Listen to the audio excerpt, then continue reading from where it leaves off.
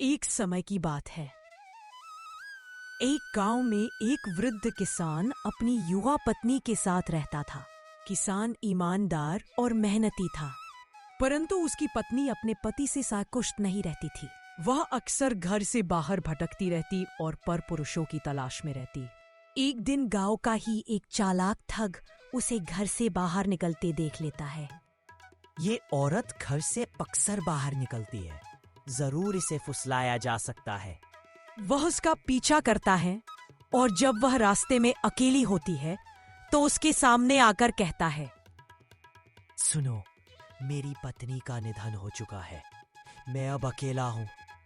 तुम्हें देखकर मेरे मन में प्रेम जागा है। क्या तुम मेरे साथ चलोगी?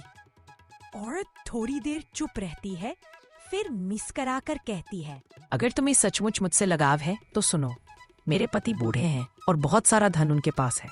वे चल फिर भी नहीं सकते। मैं चाहूं तो सारा धन अपने साथ ले जा सकती हूँ, फिर हम सुख से रहेंगे।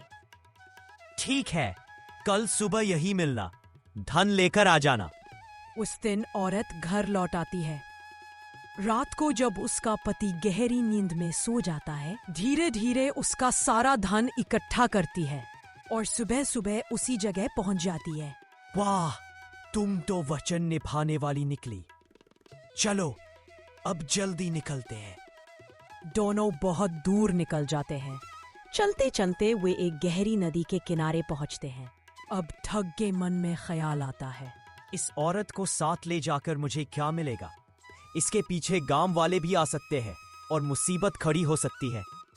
बेहतर यही होगा कि इसका धन लेकर इसे छोड़ दूं।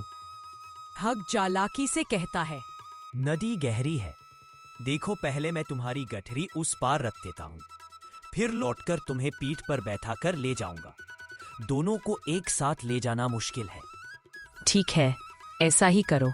उस लालची औरत ने सब कुछ ठग को दे दिया। ठग सामान लेकर नदी पार कर गया, लेकिन फिर कभी वापस नहीं आया। अब औरत अकेली बिना धन के नदी किनारे खड़ी रह गई।